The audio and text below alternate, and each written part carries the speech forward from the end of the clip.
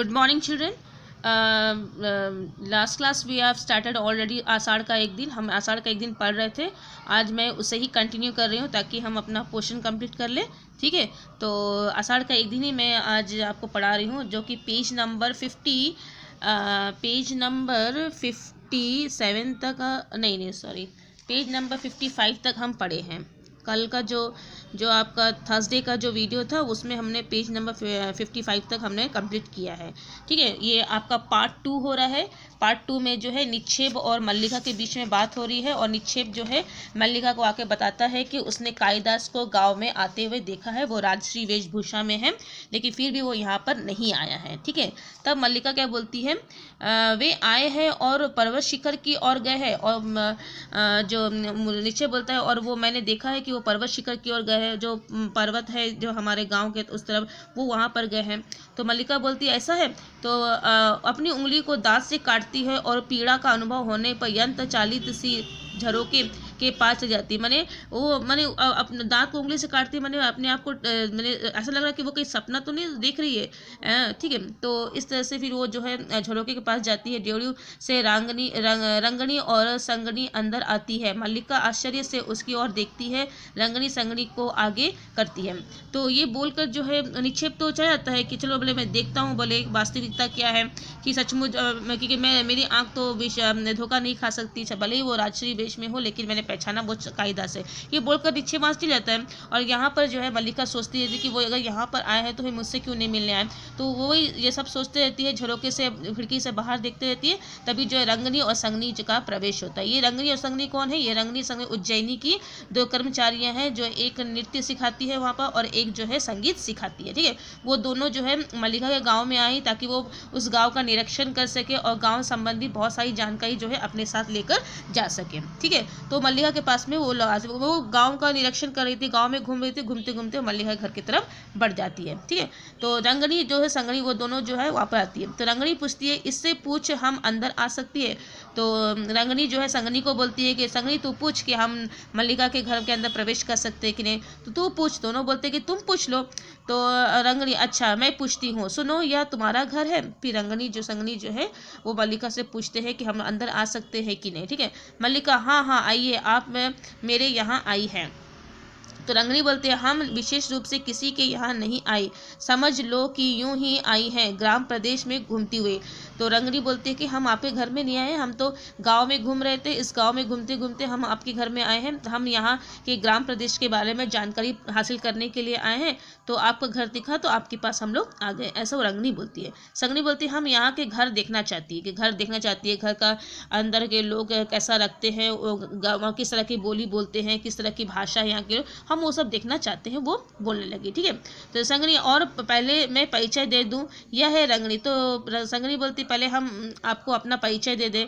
तो फिर संगनी जो है रंगनी का परिचय देती है और रंगनी जो है संगनी का परिचय देती है. ठीक है, तो संगनी बोलती है यह है रंगनी, उज्जैनी की नाट्य केंद्र में नृत्य का अभ्यास कराती है, नाटक लिखने में भी उसकी रुचि है. तो बताती है कि जो रंगनी है वो क्या करती है, नृत्य सिखाती है उज्जैनी में.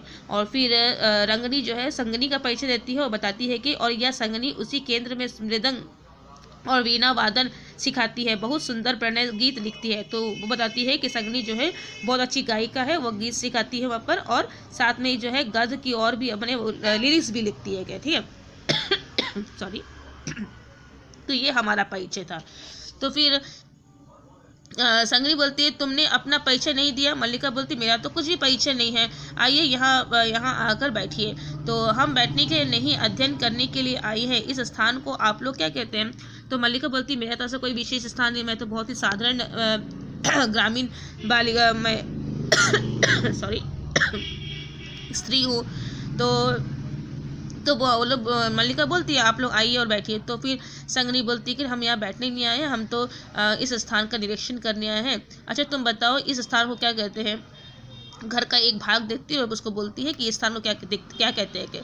तो मल्लिका बोलती है प्रकोष्ठ. तो रंगनी प्रकोष्ठ को तुम लोग भी प्रकोष्ठ कहते हैं, और इसे कुंभ प्रकोष्ठ को प्रकोष्ठ और कुंभ को कुंभ कहते हैं. तो रंगनी पूछती है उसको कि जो आपका जो सामने वाला जो स्पेस है, जो भाग है, उसको आप लोग क्या कहते हैं, और ये जो बड़ा सा जो मिट्टी का हंडी रखा उसको आप लोग क्या कहते हैं। तो मल्लिका बोलती है हम लोग इसको प्रकोष्ठ और कुंभ बोलते हैं। तो लोग आश्चर्यचकित हो जाती है, भले आप लोग ये तो इस तरह की भाषा तो हम लोग अपने राज्य में बोलते हैं, ये तो राज्य क्षेत्रीय भाषा है, यहाँ पर स्थानीय भाषा का प्रयोग नहीं होता है। तो मल्लिका बोलती स्थानीय शब्द, हाँ आंचलिक शब्द मैंने, जैसे पंचली ने लिखा है कि ना कि यदा को कुछ लोग यवा बोलते हैं और तदा को तवा, यह वर्ण स्तंभ वर्ण ऋषियों बभूव। तो लोग बोलते हैं कि नहीं ऐसा तो कुछ नहीं है, बोले हम कोई तो स्थानीय इस तरह का कोई भाषा नहीं है, हम लोग तो ऐसे शब्दों का प्रयोग करते हैं। तो मुझे इतना ज्ञान नहीं। तो और फिर मल्लिका बोलती है कि फिर मुझे इतना ज्ञान नहीं है, हम लोग तो इसी तरह के शब्दों का प्रयोग करते हैं और मैंने आपको वो बता दिया है कि ये जो है मल्लिका उन दोनों को बोलती है। तो फिर संगनी बोले देखो तुम कुछ ऐसी बातें जानना चाहती है, देखो हम कुछ ऐसी बातें जानना चाहती हैं जिसका संबंध यहाँ के और केवल यहाँ के जीवन से ही हो। तुम्हारे घर और वस्त्र तो लगभग हमारे जैसे हैं, यहाँ के जीवन की अपनी विशेषता क्या है। तो संगनी बोलती है कि हम कुछ विशिष्ट बात यहाँ से जानना चाहती है इस गांव के बारे में, लेकिन तुम्हारा घर और वस्त्र तो हमारे जैसे ही है, तो क्या तुम बता सकते हो यहाँ के जीवन की क्या विशेषता है, यहाँ के लोग ऐसा जीवन जीते हैं। तो यहाँ के जीवन की अपनी विशेषता है, मैं नहीं जानती, हमारा जीवन हर दृष्टि से बहुत साधारण है। तो मल्लिका बोलती है हम लोग बहुत ही साधारण जीवन यहाँ पर जीते। संगनी बोलती है यह मैं नहीं मान सकती, इस प्रदेश के कायदा जैसे असाधारण प्रतिभा को जन्म दिया है, यहाँ की तो प्रत्येक वस्तु असाधारण होनी चाहिए। तो संगनी बोलती मैं तो ये नहीं मान सकती कि तुम लोग साधारण जीवन जीते हो, क्योंकि इस गांव से एक ऐसी प्रतिभा का उत्पन्न हुआ है, कायदा जैसे प्रतिभा का उत्पन्न हुआ है, तो वो एक साधारण कैसे हो सकता है। तो रंगनी बोलते देखो मैं तुम्हें समझाती हूँ, बात यह है कि राज्य के नियोजन से हम दोनों कवि कालिदास के जीवन की पृष्ठभूमि का अध्ययन कर रहे हैं। तो अब रंगनी बोलते हैं कि हम कालिदास के ऊपर जो है कुछ लेख लिखना चाहते हैं, हम उसके जीवन का अध्ययन कर सकें ताकि हम उनके ऊपर पुस्तक लिख सकें। ठीक है, तुम समझ सकती हो कि यह कितना बड़ा और महत्वपूर्ण कार्य है, परंतु यहाँ घूमकर हम तो लगभग निराश हो चुकी है, यहाँ कुछ सामग्री है ही नहीं। लेकिन हमने सोचा कि हम जहाँ कालिदास के गाँव में जाएंगे और उनसे संबंधित बहुत सारी बातें हमें वहाँ से इकट्ठा करें, लेकिन हमें तो यहाँ कुछ भी नहीं मिला। ये बात जो है रंगनी जो है मल्लिका के सामने बोलती है। ठीक है, तो संगनी बोल रही है अच्छा यहाँ की कुछ वनस्पतियों के नाम बताइए। अच्छा ठीक है, बोले यहाँ के जो पेड़ पौधे हैं उसका नाम बता दो। मल्लिका बोली कैसी वनस्पति। संगनी बोले कैसी वनस्पति, बोले तुम क्या जानना चाहती है, वनस्पति वनस्पति उसमें कैसी क्या। तो जैसे कालिदास ने कुमार संभव में लिखा है भास्वती रत्नानी महौषधीश्य, ये प्रकाश देने वाली औषधियाँ कौन सी है। तो वो बोलती है संगनी कि कालिदास ने अपने कुमार संभव में एक विशेष प्रकार के औषधि का चर्चा की है, तो ये किस तरह की औषधि है। मल्लिका बोल रही है औषधियाँ प्रकाश नहीं देती, औषधियाँ प्रकाश नहीं देती। तुम्हारा अभिप्राय है कि कालिदास ने जो लिखा है वह झूठ है। तो संगनी बोलती है कि किस तरह से कालिदास ने कहा है कि यहाँ पर ऐसी औषधियाँ मिलती है जो प्रकाश देती है। तो मल्लिका बोलती है कोई भी औषधि जो है प्रकाश नहीं देती है। तब संगनी बोलती है कि कालिदास ने जो लिखा है वो क्या गलत लिखा है अपने काव्य में। उन्होंने कुछ भी गलत झूठ नहीं लिखा है, उन्होंने तो लिखा है कि रहने दे संगनी, यह यहाँ के संबंध में कुछ नहीं जानती।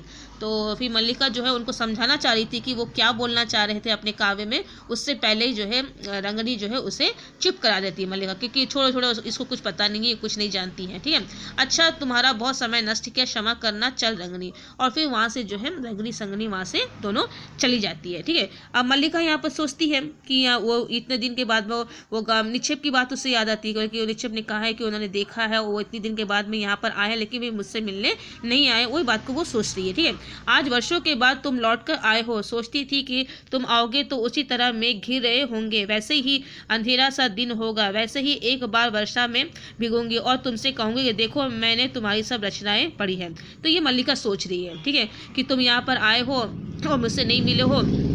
मैं तो सोच रही हूँ कि जब तुम आओगे तो मैं तुमसे बहुत बात करूँगी और फिर तुम्हारी बहुत सारी रचनाओं के बारे में पूछूंगी, लेकिन तुम तो यहाँ पर आए ही नहीं हो। तो आज हम यहीं तक रख रहे हैं, 59 तक हम रख रहे हैं। ठीक है, नेक्स्ट क्लास में हम कंटिन्यू करेंगे। पेज नंबर 70 तक हमें पढ़ना है, ठीक है। तो आज मैं यहीं तक रख रही हूँ। आप पढ़िए, देखिए, यदि कोई प्रॉब्लम होता है तो मुझे समझाइए, और लेकिन समझिए ज़रूर, समझना बहुत ज़रूरी है। कहीं से भी कोई भी एक्सट्रैक्ट लेकर आपको वहाँ से प्रश्न पूछ सकते हैं, ठीक है। तो कनेक्टेड रहिए, एक भाग को दूसरे भाग से जोड़कर, दूसरे को तीसरे भाग से जोड़कर हम पढ़ रहे हैं, तो हर घटना को ध्यान में रखना बहुत ही ज़रूरी है, ठीक है। ये पार्ट 2 पढ़ रहे हैं, जहाँ पर मैंने कायदास के जीवन में बहुत सारा परिवर्तन हो रहा है, उसको हम लोग यहाँ पर देखेंगे, ठीक है। तो आज के लिए इतना ही। Thank you.